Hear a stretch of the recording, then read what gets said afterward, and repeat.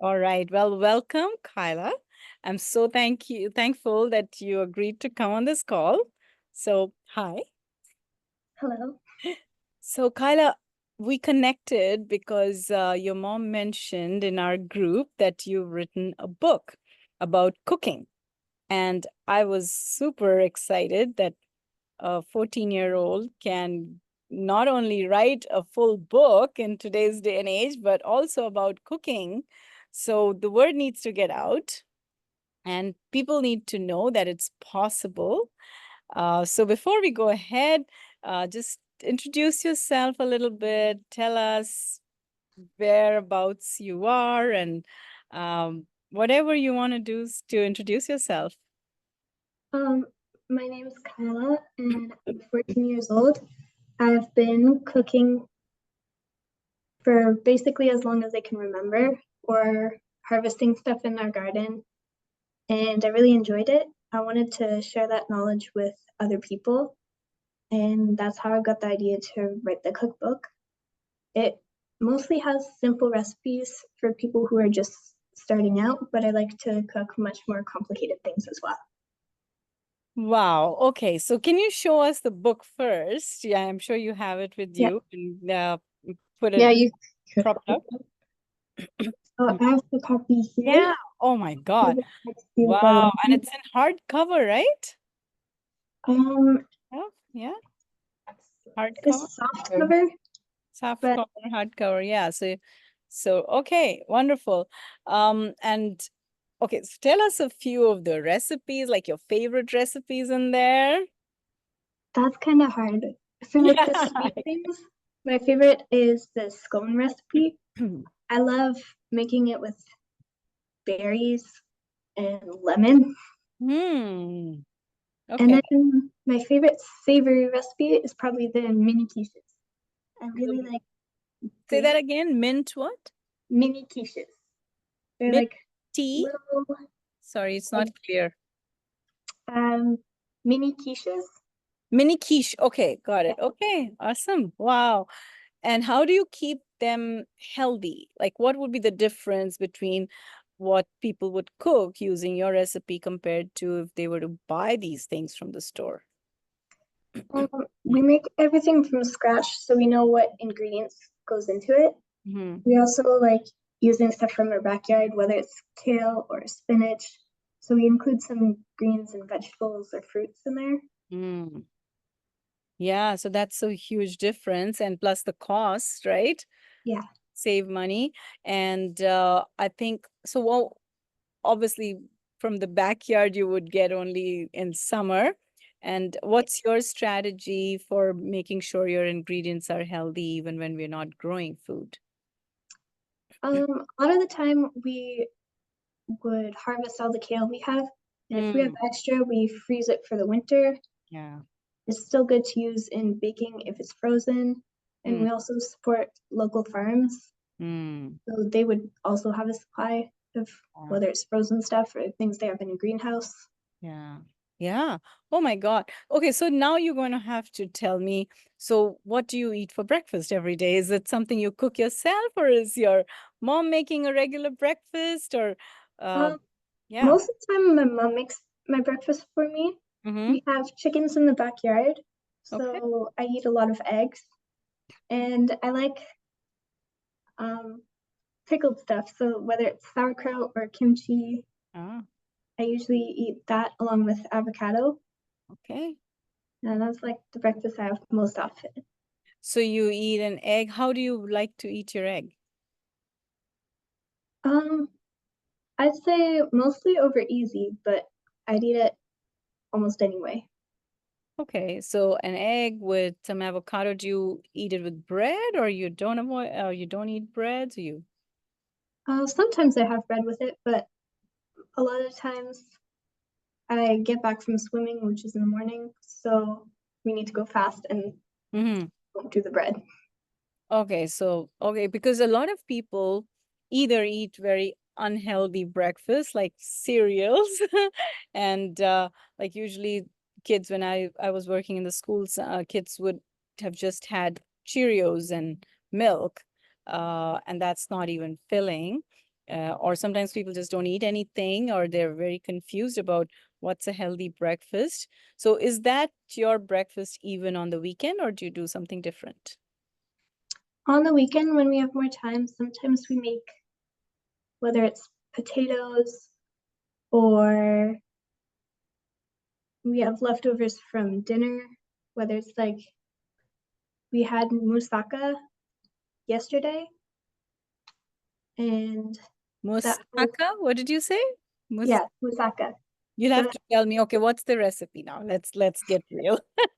Can you just rattle it off, or do you have to read? um, my mom actually made the moussaka, but it has chickpeas and lentils with tomato sauce, and there's zucchini and eggplant and potatoes in there, and it's all layered with like a some kind of cheese on top of it. So is there an egg in it or no? No, that one doesn't have eggs. And do you have that recipe in your book? No. Ah, that's your secret one. Okay. And so when people read your recipe book, are there very simple recipes in there, or there are some complicated and some simple, or is it broken down in meals, or how have you structured your book? Most of them are simple. Some of them can get a bit more difficult, like with the number of steps that there has to be. Mm-hmm. But overall, they're generally ones that anyone would be able to do, even Mm-hmm. if you have no experience. Okay. And have it broken down into salads, snacks, dips, whether it's hummus or guacamole, Mm-hmm. or desserts like cookies and muffins. Mm-hmm. Okay. And what was your goal when you were writing this book? Who were you writing it for? I was writing it for other kids who might like to start cooking as well, Hmm. to help them learn about different things they can make in the kitchen and maybe see if they have the same interest and can continue cooking and experimenting. Okay. And obviously you've cooked all of those recipes that you have written about in the book. Yeah. So how long did it take you to from start to finish? Um, there was a portion of time that I started writing it when I was like 11, Oh and then my. I took a big break and kind of forgot about it and picked it back up just last year. So maybe overall it took a year of straight work. Mm. Okay. So when you were 11, you already had that at the back of your mind that you are going to write a book, or later on you thought about it? Yeah, I had the idea, Yeah. just Hmm. didn't quite have the attention span for that yet. Of course. So when was it that you decided, okay, now I'm going to get it right? And was it last year then? Um, I would say it was like the end of grade 7, so 2 years ago. Hmm.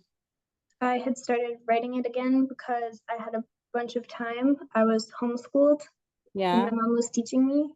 She Hmm. encouraged me to continue writing it from where I left off. And were there frustrating moments when you were writing? Yeah, there were a few times, like since the computer I was working on was super old, it Mm. had not saved the current version that I was working on. Oh, yeah. It got quite frustrating at times. Oh, and you went through all that and got over it. And do you realize what a big uh achievement this is? Do you realize that? Um, I think I'm beginning to. Because there are adults who've been wanting to write a book for 10 years, 20 years, and they go through coaching. They spend thousands of dollars to hire a book coach to help them write a book. and, and then it takes them 2, 3 years. So I see I see a few opportunities in that. I don't know which one would you be interested in. One, of course, that people should pick up your book and read and start cooking. Two is people who would like to write a book can do some consultations with you to make the whole process seem less overwhelming and simpler. Do you think you would be willing to coach some of those, maybe kids your age or even adults for that matter? Yeah, I think I'd like that. Yeah, that's a good opportunity, right? And okay, so when kids who pick up this book to say this is in the stores and children come up with that, how would you and kind of make them grow their interest in taking the book and not feel overwhelmed that, oh my God, I don't think I'm capable of cooking. I've never cooked. Like for you, it was easy because you've always had that at home, that your mom's involved you. But then there are 15-year-olds, 17-year-olds who are ready to go to college, and they are they're not sure how to cook. And when they go in college, they end up eating a lot of crappy foods, which makes them very unhealthy, and they spend a lot of money as well. So what would you say to them? I would say just start by picking up the book and looking through the recipes. If you see one that you really like, then you can kind of just focus on that one for the time being and take it step by step. Do it at your own pace and just experiment with new foods. Yeah. And I see a third opportunity is that people who do pick up your book, they could book a consultation with you to kind of answer all their questions on cooking, or maybe get on with you on a short cooking class course. Would that be of interest to you? Yeah. Yeah, like even if it's online, or I don't know if you would entertain people coming to your house for a cooking class, but like an online class, how does that sound? It sounds good. I think I'd Yeah, enjoy doing that too. okay. So anything else I should ask you to help people uh, learn more about your book that I may have left out? Is it all right if I try to share my screen? Yes, sure. To Yeah, show I'll the let you Instagram share account? your screen. Yeah. Oh, wait a minute, share. Why is it not giving me the option? Wait a minute. Wait, multiple. There. Okay, you can share now.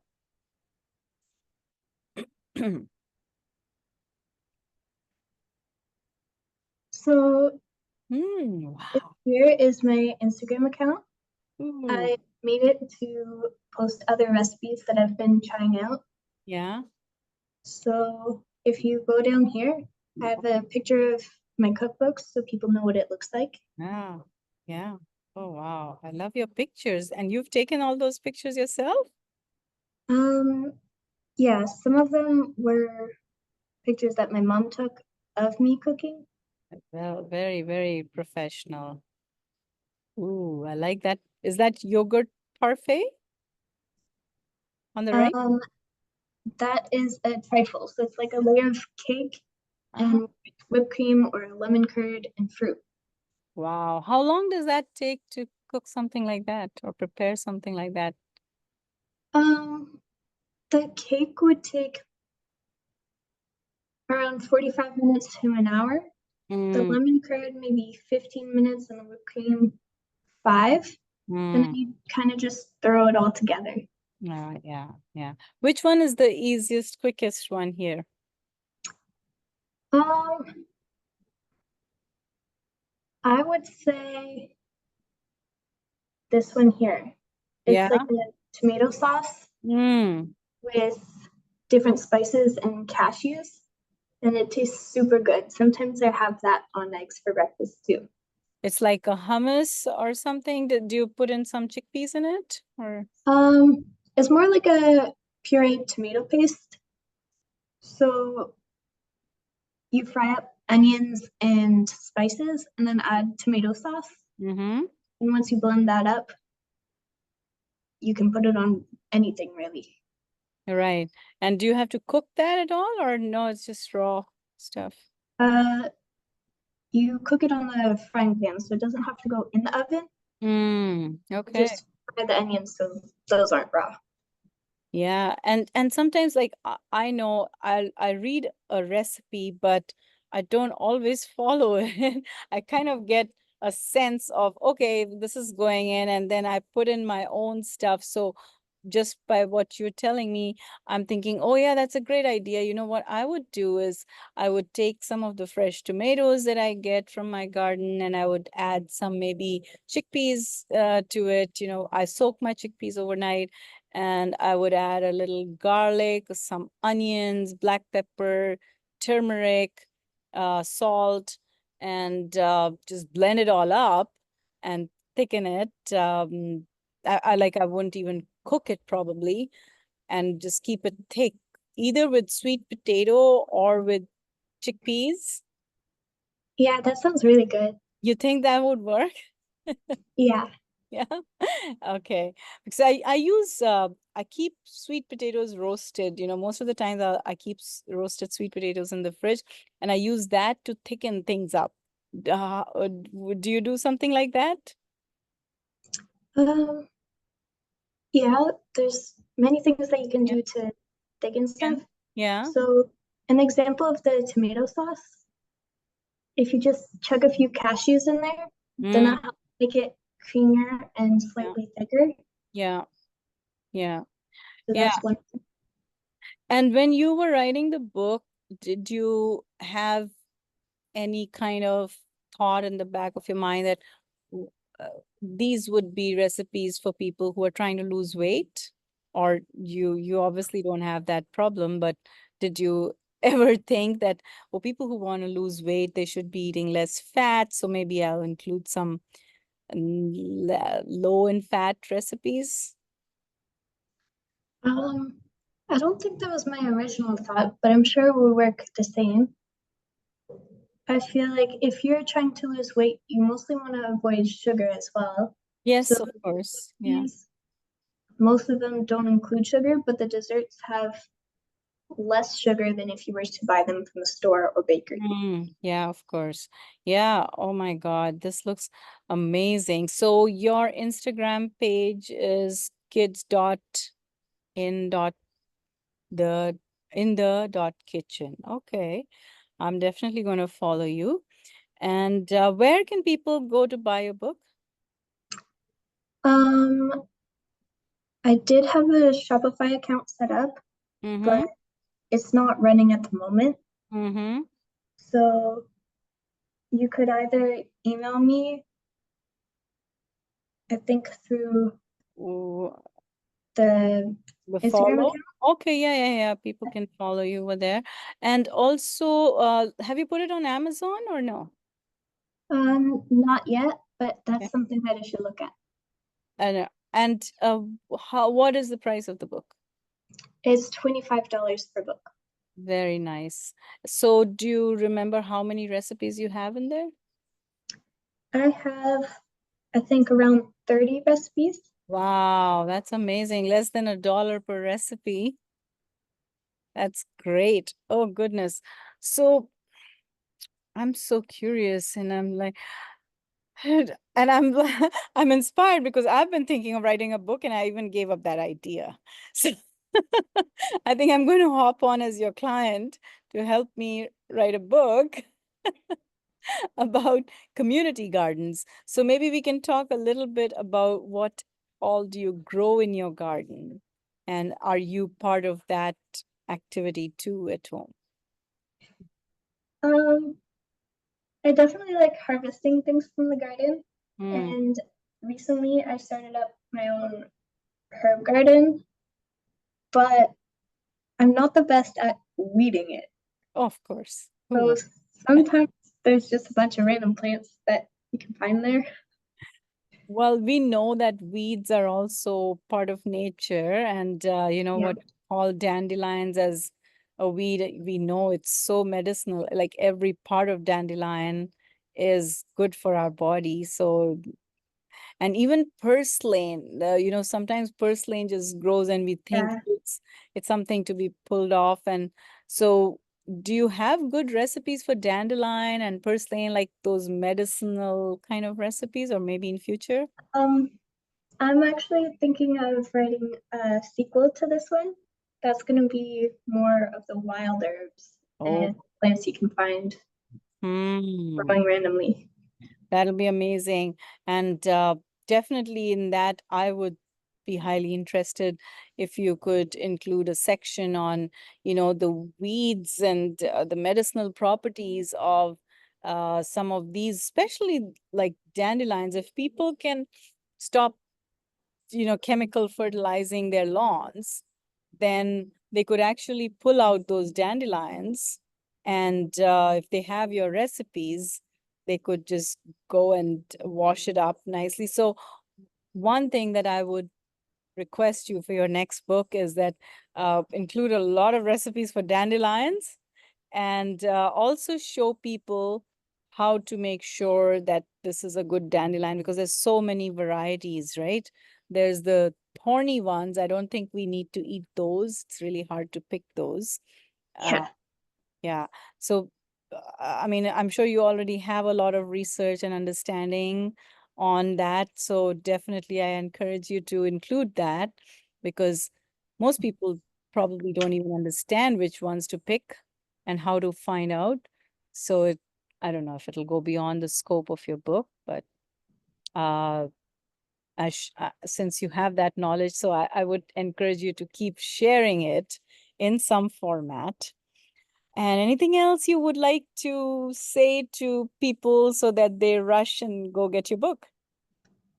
Um, I think that should be about it for my current book, but also this picture here of the trifle, Yeah. the one on the right, Mm-hmm. the purple flowers are violets. So you Ooh, can really decorate any dessert with wild flowers, whether it's those of a dandelion yeah. or I really like using rose petals. Mm. Yeah, and so many properties with roses, they have high in vitamin C, right? Yeah. So how else do you use rose petals? Um, I've made a few teas, so that's just Mm, drying out the rose petals yeah. and storing them in a jar. Mm-hmm. And during the winter, we still have access to them because they Yeah, can for quite a few months. right, right. And so you grow roses at home? Yeah, we have a couple bushes. Wow, because roses are hard to grow. and and not everyone can grow them or maintain them. So that may be your third book, that how to grow these medicinal plants in your yard or balcony or wherever, and then what to do in winter. I'm just giving you ideas because I started a community garden here in Ottawa and another one in India in a school. The two very different environments. In Ottawa, you can only grow for 4 months, and in India, you can grow for 12 months. So, yeah, people definitely have that question, that how can I access good food when I can't grow it? So there's so much, like, you've just started the ball rolling, and I wish you so much good luck, and keep the conversation going so that people can. So, yeah, for everyone here, please do log into Kyla's Instagram, get in touch with her, buy her book, and start cooking. Thank you.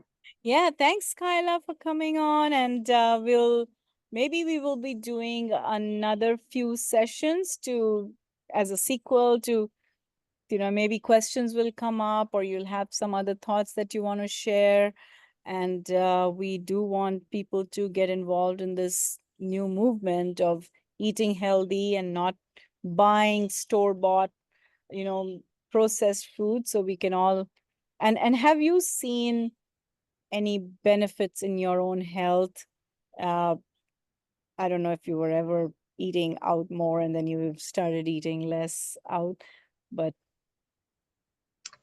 I think generally our diet's been like this for a while. I can't Yeah. remember really any other times that we would have been less healthy foods. Yeah. So when you get sick, say when you have like cold, do you use some of your remedies or what do you do? Yeah, we also have beehives in the backyard. Ooh. So we harvest honey from them, Oh, oh my God. and just a spoonful of it usually makes it much better. Okay. What other remedies can you suggest to people if they're just starting a cold? Um, my dad always recommends for us to drink a lot of water and Mhm. make sure you have a good sleep. Yeah. But other than that, if you eat a lot of vegetables and even fruits, Mm. then it gives your body enough Yeah. nutrients to get better. Yeah. Another one of the things we have is elderberry. So you Elderberry. can make syrup out of elderberries Yeah. that helps with the cold. And Yeah. if you don't feel like making it, there's also some available at stores that you can buy. Yeah, and you just have to read the ingredients. Yeah. And Yeah. lemon, of course, adding lemon with honey and maybe a little bit of ginger. So uh, I think it's very good to spread the word instead of trying to go and get some medicines off the counter, which really don't help. Or even like Yeah. some people take Tylenol, which I don't understand how that'll help. But thanks for sharing that. And thanks for coming in. And a big thank you to your mom. So Jackie, you want to come and say hi? Because it's yeah, because it's all, like if we were to talk about parenting, I think that's a question I definitely want to ask. How do you encourage kids to come in the kitchen? And the question that people always have, that I'm busy and I want to get things done fast in the kitchen.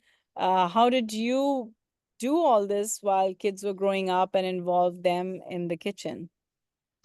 Well, I think we had talked a little bit earlier, and I feel Yeah. like you kind of had the same approach, but just you kind of make it an activity that you do together. So it's like bonding time. And if you can mix that bonding time with making healthier foods, why not? And I mean, even when we started homeschooling, it becomes part of school. It's like learning how to feed yourself, but there's also math in there and English and, you know, doing conversions and things like that. So it's so much more than just cooking. Yeah. And I think a big part of it is having the patience with little children, right? So Yeah. what would you say to other parents who say, well, I don't stay at home, or I'm very busy with my work, and then there's a lot of cleaning to do, as opposed to if I just did it myself, I would be done a lot quicker. What strategies, remedies would you suggest so people start involving their kids in the kitchen? Yeah, I mean, I'm not gonna lie, there's gonna be some messes, and it sometimes is gonna take you like 3 times longer to make, a homemade meal than it would have normally taken you, because Mm. you've got extra distraction and teaching opportunities, but it's so worth it. I mean, a little bit of extra mess or a little bit of extra time is so worth investing in your kids' health and their knowledge of being able to take care of themselves, right? It's a life skill. It's not just, I don't know.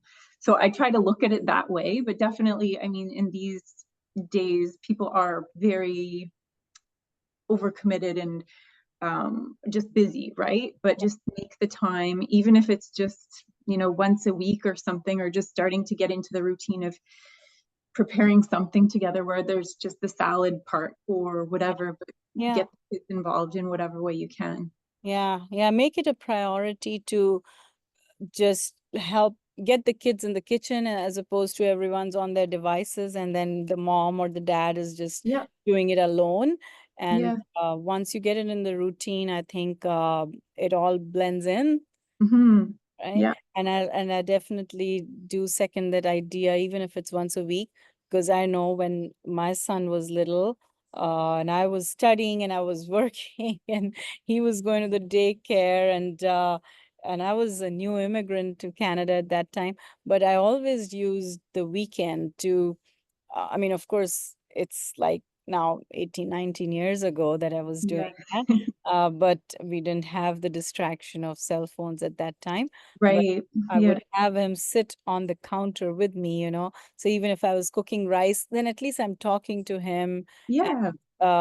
you know, so he learned it and Yeah. he got comfortable in the kitchen. So it wasn't a new thing when he's grown up that, oh, what do I do? You know, so Mhm. definitely, you know, we would even make pizzas from scratch. You know, I would even bring the yeast crystals and start fermenting and everything. That's so great. I Yeah. know. Yeah, so the making breads at home. So it's an activity, then you don't have to look for an extra activity. Exactly. Yeah. Yeah. It's very practical, Mm. right? It's a Yeah. way of life. I think, you know, you have to make choices. And so I'm so glad that you know, there's a growing section of parents who understand the advantage and the importance of bringing kids in the kitchen. And so Kyla is now in high school, but Kyla, do you prepare your lunches every day to bring to Yeah, school? What did you bring to school today? today I had leftover moussaka from last night.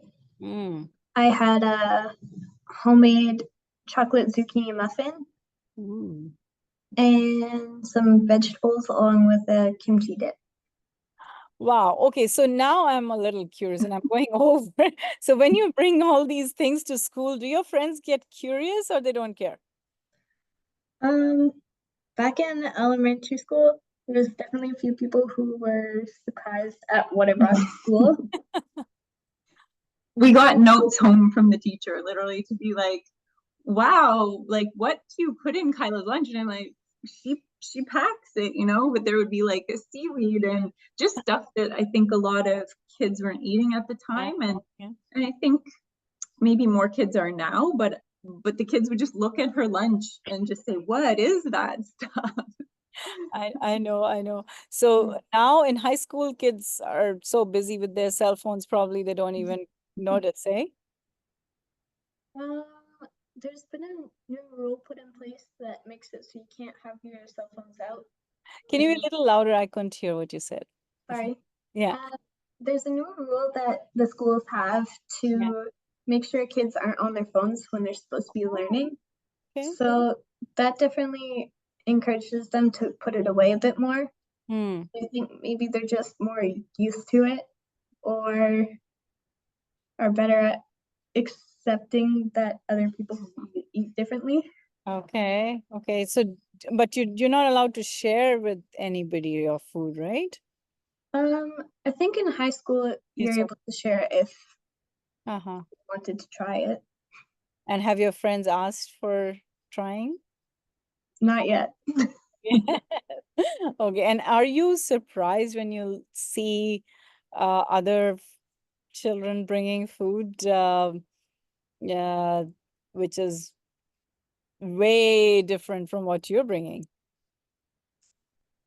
Um, I wouldn't say I'm exactly surprised. I've kind of seen a lot of my classmates' lunches in the past years. So something that I've been seeing quite a bit. But I do like seeing when people bring in whether it's a homemade Yeah. cupcake or muffin or even vegetables in general. Mm-hmm. And do you see, like, apart from you, that you're not just a lone wolf and there are other children in school who are also cooking, or you find that's still a very rare thing to do? There's definitely a few other people that like cooking, Hmm. but I do find it to be a bit more rare Yeah, than I'd expect.